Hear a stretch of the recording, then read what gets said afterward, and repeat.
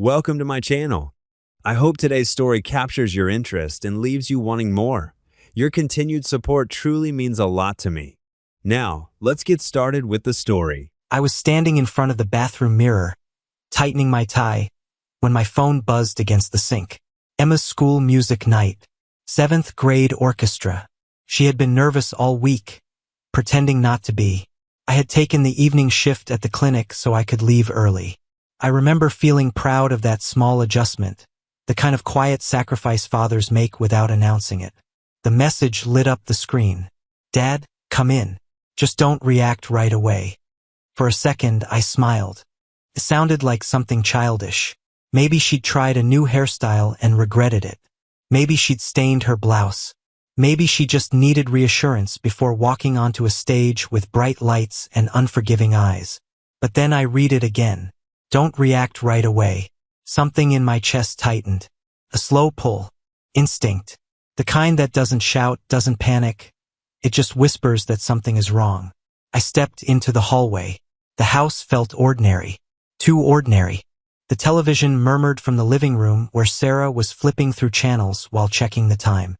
The smell of her perfume hung in the air, floral, sharp, familiar. From the kitchen came the clink of dishes she'd abandoned in her rush. "Your parents are already at the auditorium," she called out casually. "Dad texted. Front row seats." I didn't answer. I walked to Emma's door and knocked. A pause. "Come in," she said. Her voice was thin. I pushed the door open slowly. She stood near her bed, still in her jeans, her concert blouse wrinkled in her hands. The lamp cast a soft yellow glow over the room, but it didn't warm anything. Her curtains were half drawn, cutting the evening light into slanted lines across the carpet. She wouldn't look at me. "What's going on?" I asked gently. "We're going to be late." She swallowed. I could see the movement in her throat. Her fingers trembled slightly against the fabric she held. "Just don't react right away." I nodded. My mouth felt dry. "Okay." She turned her back to me. For a heartbeat, I thought she was changing shirts. Then she lifted the fabric, and the world narrowed. Bruises, deep purple bleeding into sickly yellow, spread across her back, along her ribs, some shaped like fingers, some like blunt impact, layered over each other, old and new. My brain tried to reject the image. It tried to categorize it as accident, a fall, sports injury, something reasonable. But there were too many, and they were too deliberate. I stepped closer, slowly. I could hear my own breathing, steady, controlled, as if my body had decided that if it panicked, everything would shatter. "What happened?" I asked. She didn't turn around at first. "It's Grandpa Tom," she whispered. The name dropped into the room like a stone in still water. Ripples. "Every Saturday." The words came in fragments. "Every Saturday when you're on shift, Grandma just turns away. She says, 'Just deal with it.'" I felt something inside me split open, but I did not raise my voice. I did not swear. I did not storm down the stairs. Instead, I memorized the bruises, every shade, every mark, every silent scream painted on her skin. Because rage is loud at first, but the most dangerous kind is quiet. "Emma," I said carefully, "look at me." She turned. Her eyes were red, but not from crying, from holding it in, from carrying something too heavy for too long. "How long?" I asked. She hesitated. "A few months. A few months. Every Saturday dinner. Every time I had joked about how lucky she was to have involved grandparents. Every time I had worked late, thinking I was being responsible. Every Saturday." I felt shame crawl under my skin. "Why didn't you tell me?" Her voice cracked then. "I thought you wouldn't believe me. Mom says Grandpa just plays rough. She says I'm too sensitive." There it was. Not just violence. Dismissal. Gaslighting.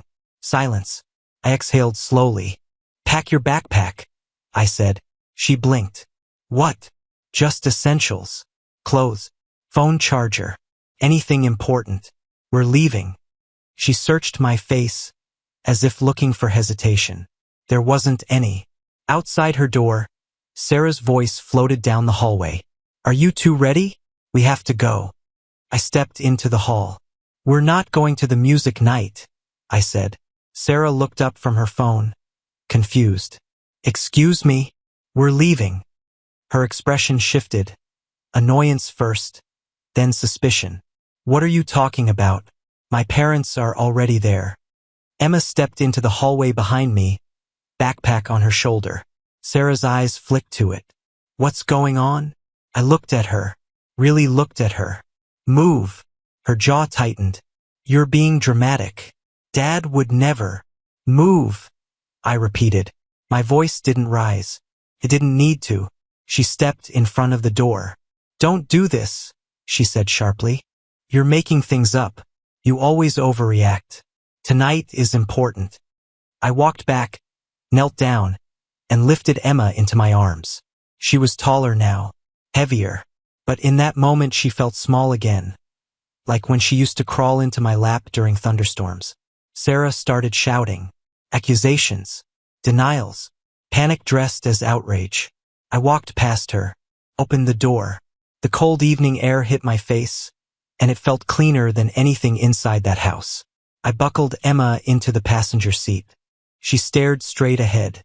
I got into the driver's seat and started the engine. Sarah came out onto the porch. You're ruining everything, she yelled. They're waiting for her. Good, I thought. Let them wait. I drove, not toward the school, toward Mike's house. The drive felt unreal. Streetlights blurred. My hands gripped the steering wheel harder than necessary. Emma didn't speak. Halfway there, she whispered, Are you mad at me? The question broke something. I glanced at her. I'm not mad at you, I said quietly. I'm mad that you were hurt. She nodded once and fell silent again. Mike opened the door after one knock. He took one look at my face and stepped aside. No questions. Emma went straight to the couch and curled into herself, hugging a pillow like armor. I stepped outside and pulled out my phone. First call, the police. My voice was steady, clinical. I gave details, names, dates, location. Second call, a lawyer I knew through a patient. Third call, the clinic. I wouldn't be in tomorrow. By the time Sarah started calling, the report was already filed. I answered once. You've lost your mind, she screamed. My parents are at the auditorium asking where she is. She's safe, I said. You're accusing my father of something disgusting. I'm reporting what my daughter told me. She's exaggerating. I felt ice spread through my veins. She's bruised. Silence. Then softer, more dangerous. You're destroying this family. No, I thought. I'm protecting it. Or what's left of it. I hung up. When the officers arrived, Emma spoke quietly but clearly. She didn't change her story. Not once. I watched her as she talked. She wasn't dramatic. She wasn't confused. She was tired. That night, I sat in Mike's living room while Emma slept under a borrowed blanket. I stared at the ceiling and replayed every Saturday I had worked late. Every time Sarah said, It's good for her to spend time with Dad. Every uneasy glance I had dismissed. Guilt is a heavy thing, but it doesn't get to paralyze you. Not when your child needs you to move. By midnight, I had already decided. There would be no negotiation. No quiet family meeting. No sweeping it under the rug for the sake of appearances. If believing my daughter meant burning down my marriage, so be it. If protecting her meant courtrooms and custody battles and people whispering behind my back, so be it. Because some lines once crossed demand fire, and I would not clap in an auditorium while my daughter wore bruises under her blouse. Tell me something. If you had seen what I saw on her back, would you have waited? Would you have asked for more proof? Or would you have walked out with her like I did and never looked back? I didn't sleep. Emma did eventually. Exhaustion dragged her under sometime after 2 in the morning. She lay curled on Mike's couch, knees tucked to her chest, one hand gripping the edge of the blanket like someone afraid it might be pulled away. I sat in the chair across from her and watched. Every small movement made my jaw tighten. When she shifted, I wondered if it hurt. When she exhaled sharply, I imagined hands where no hands should ever be. The house was quiet. Too quiet. The kind of quiet that comes after something irreversible. Around 3, my phone buzzed again. Sarah. I let it ring the first time. The second time I answered. Her voice wasn't screaming now. It was cold. The police showed up at my parents' house. Good, I said. You humiliated them. No, I replied evenly. They humiliated themselves. A pause. You've made a mistake, she continued. Emma misunderstood something. Dad plays rough sometimes. He jokes. He teases. She's always been sensitive. I closed my eyes for a moment. There it was again. Minimizing. Explaining. Protecting the wrong person. She has bruises, I said. Multiple. In different stages. Silence again. But not shock. Calculation. You're blowing this up. Do you have any idea what this will do to our family? I looked at Emma. Our family was already broken, I said. You just didn't want to see it. She inhaled sharply. You're choosing her over us. The sentence echoed. Choosing her over us. As if she wasn't part of us. As long as I'm breathing, I said quietly, I will always choose my daughter. I hung up before she could answer. By dawn, I had already spoken to the lawyer again. Temporary custody. Protective order. Emergency hearing. He moved fast. He heard something in my voice that told him this wasn't negotiable. At 7, I drove Emma to the hospital. She sat beside me in silence, staring out the window. The morning light made her look younger somehow. Smaller. In the examination room, she flinched when the nurse asked her to lift her shirt. I stood near her head, not the bruises. I held her hand. The doctor documented everything. Carefully. Professionally. Measurements. Photographs. Notes. Each click of the camera felt like a hammer. Proof. Validation. And confirmation that I hadn't overreacted. When we left, Emma didn't cry. She just said, Are you mad at Mom? I took a breath. I'm disappointed, I said. She nodded like she understood more than she should. By noon, Child Protective Services had contacted me. The school counselor too. Apparently Emma had mentioned Saturday dinners before. Fear. Anxiety. Reluctance. I gripped the steering wheel harder when I heard that. Signs. There had been signs. A teacher had noticed she'd started eating lunch alone. A counselor had written down that she seemed afraid of weekends. And Sarah had brushed it off. She's dramatic. She doesn't like discipline. She's exaggerating. Every dismissal now felt like complicity. By afternoon, the police called back. They had interviewed Tom. He denied everything. Of course he did. He called Emma confused, sensitive, attention-seeking. I felt something dark stir inside me. But anger without action is useless. So I kept moving. The emergency custody hearing was set for the next morning. That night, I took Emma to a small motel near the courthouse. Neutral ground. Somewhere no one could drop by. She sat cross-legged on the bed, flipping through channels without watching anything. Are they going to take me away? She asked suddenly. The question hit harder than any accusation Sarah had thrown at me. No, I said firmly.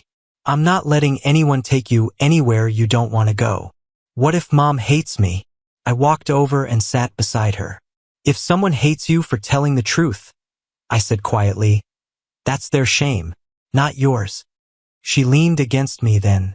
For the first time since the night before, she allowed herself to cry. Not loud, not dramatic, just small, shaking sobs into my shoulder. I held her, and I made a promise I would not break. The next morning in court, Sarah wouldn't look at me.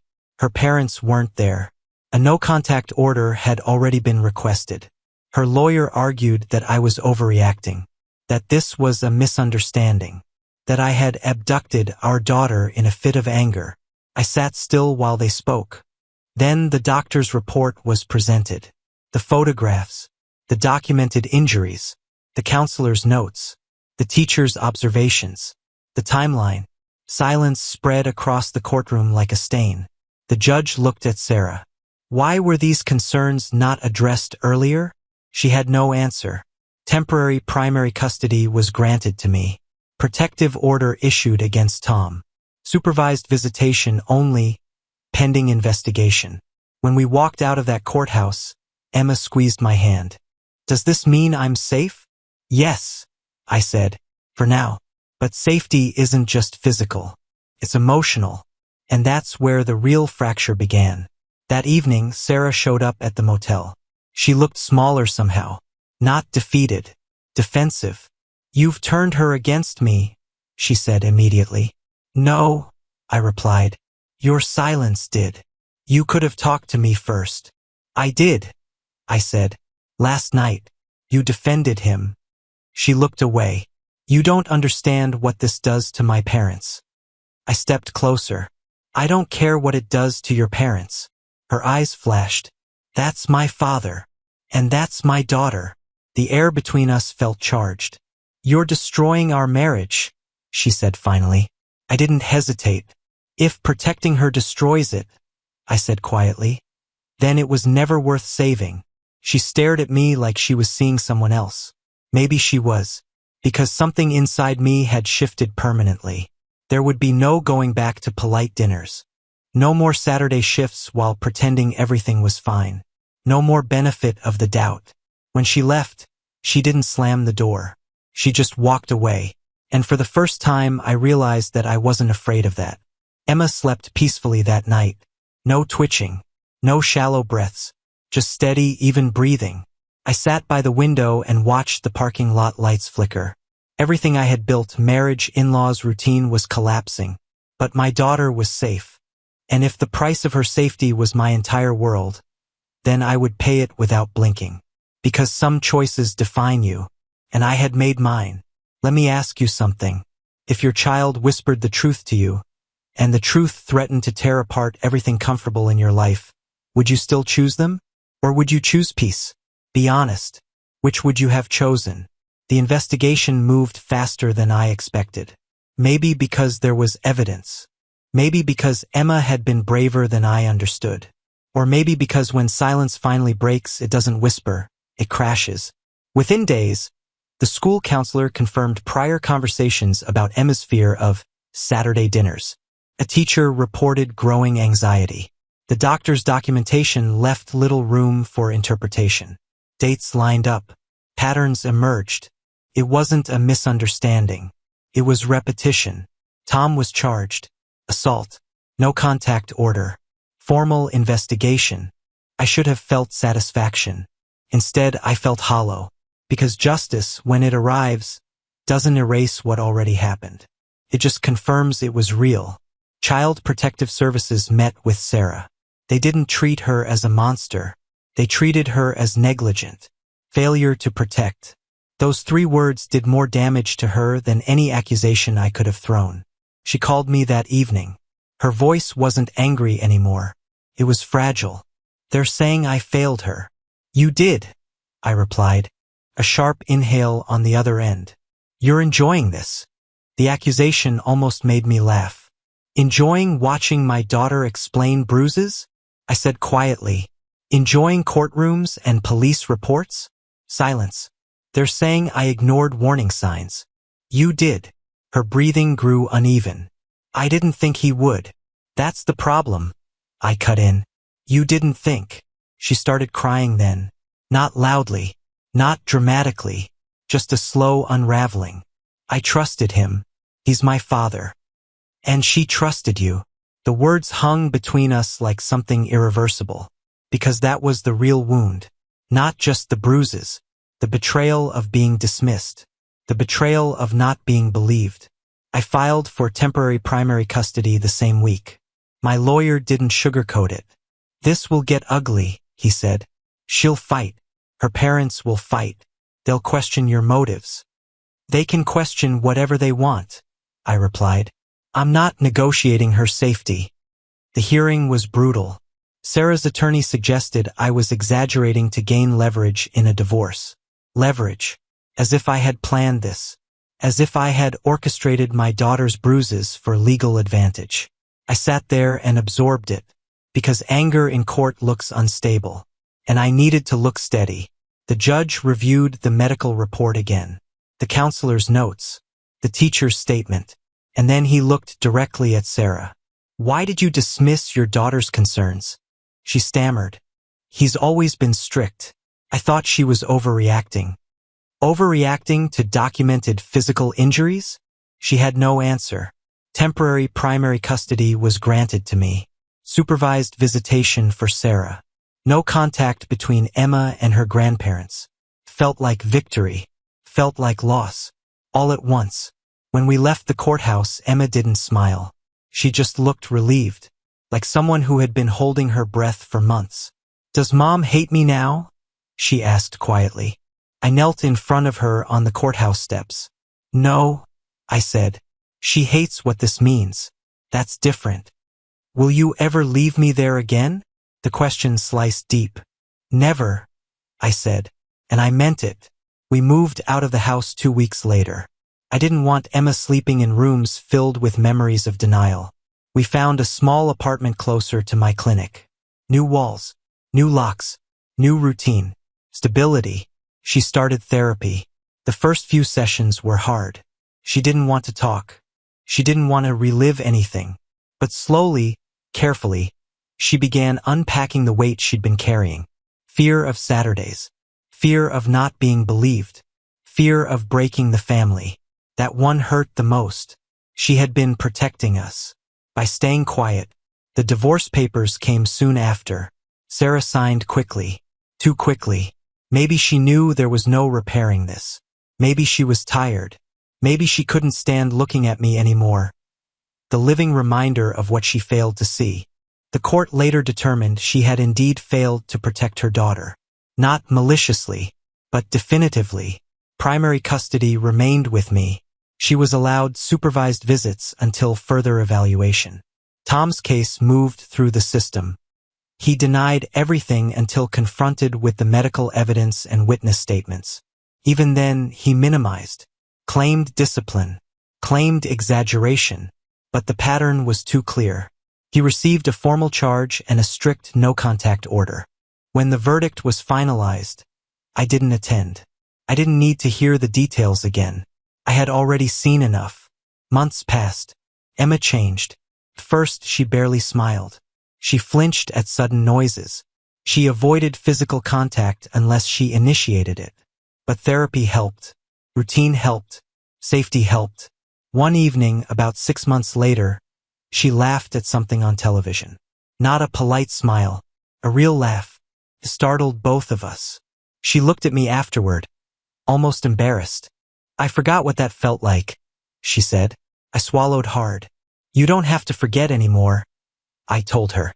Sarah called occasionally, sometimes to check on Emma, sometimes to argue, sometimes to cry. Once she said, "You've turned her against me." I answered calmly, "No, the truth did that." She started seeing a therapist too, I was told. Whether from guilt or court recommendation, I don't know. But I know this accountability changes people, or it breaks them. 1 year later, Emma stood on another stage. New school, new orchestra. I sat in the front row, alone. No grandparents, no divided loyalties, just us. When she finished playing, she scanned the audience, found me, and smiled. That moment was quiet, but it was everything. After the concert, she hugged me tightly. "Thank you for believing me," she whispered. Believing her, as if that had been optional. That sentence has replayed in my head more than anything else. Because the bar should never have been that low. Believe your child. Protect your child. Immediately, even if it burns down your marriage. Even if it fractures your extended family. Even if it turns your life upside down. The world did turn upside down. I lost a wife. I lost in-laws. I lost the illusion of a stable family. But I kept my daughter. And more importantly, I kept her trust. Sometimes I sit alone at night and think about the version of me who almost went to that music night without opening her door. The version who might have waited. Who might have said, "Let's talk about this later." That man would have failed her. I didn't, and I would do it again. Let me ask you something. If your child asked you not to react, but showed you something that demanded action, would you stay calm for appearances? Or would you walk out into the night with them no matter who you left behind? Be honest. Would you have chosen differently? A year changes a person. It changed Emma first. Then it changed me. The apartment became more than just a temporary escape. It became routine, predictable, safe. There were no surprise visits, no Saturday dinners, no forced smiles around a table that now felt like a crime scene in memory. Safety is quiet, and quiet, after chaos, feels almost suspicious. Emma started sleeping through the night without jolting awake. The dark circles under her eyes faded. Her shoulders, once permanently tense, began to lower. Therapy gave her language for what happened. Words replaced fear. One evening she came home from school, dropped her backpack and said casually, "I told my therapist I don't feel scared anymore." She said it like it was a weather update, but I felt it like a verdict. Not guilty, not broken, healing. The legal process concluded in phases. Tom accepted a plea deal, official charge, mandatory counseling, permanent no-contact order with Emma. I didn't attend the final hearing. I didn't need to see him again. The image of those bruises had already sentenced him in my mind. Sarah requested expanded visitation after completing her own counseling program. The court granted supervised visits first. The first time Emma agreed to see her, I drove her to the family center and waited in the parking lot. I watched the entrance doors like a guard on duty. 45 minutes later, Emma walked out. She wasn't crying. She wasn't smiling. She looked measured. "How was it?" I asked. "She cried," Emma said. "A lot. And you?" I told her I needed her to believe me next time. Next time. That phrase lingered. Children shouldn't have to negotiate belief. But she had. Sarah tried to repair things slowly. Letters, short calls, structured visits. She apologized, over and over. But apologies don't erase memory. They just acknowledge it. Trust rebuilds like bone. Slowly, painfully, and never quite the same shape. I watched from the sidelines.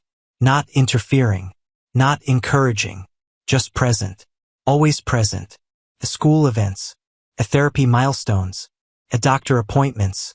Consistency became my silent language. Emma eventually asked if she could move back to the house we used to live in. The question surprised me. "Why?" I asked carefully.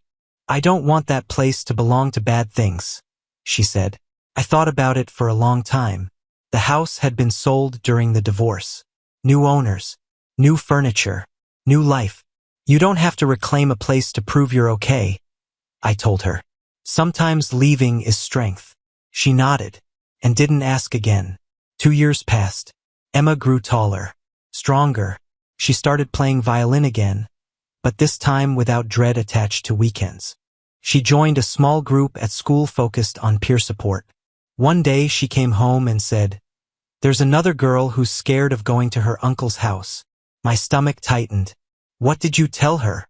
That if she tells someone and they don't believe her, she should tell someone else.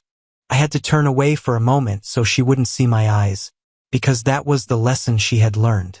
Not that adults always protect you, but that you keep speaking until someone does.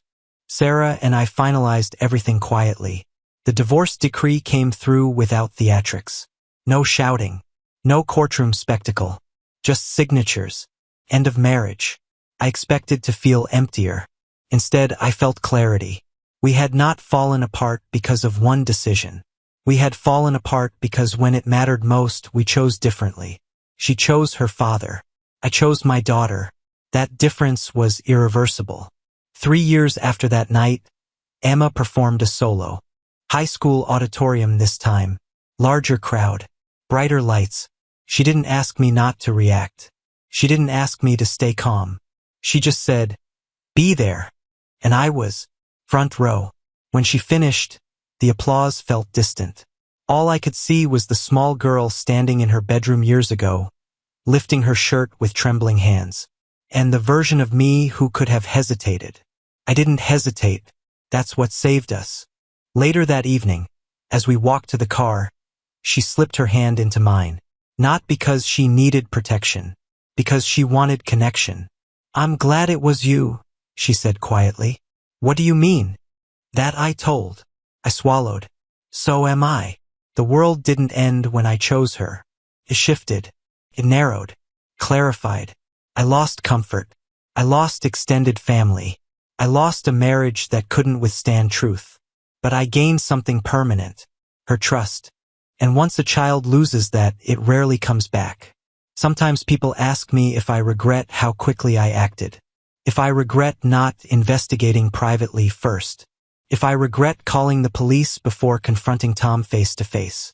No, because predators thrive in delay, in doubt, in family loyalty, in quiet. The moment she spoke, the moment I saw those bruises, the choice was already made.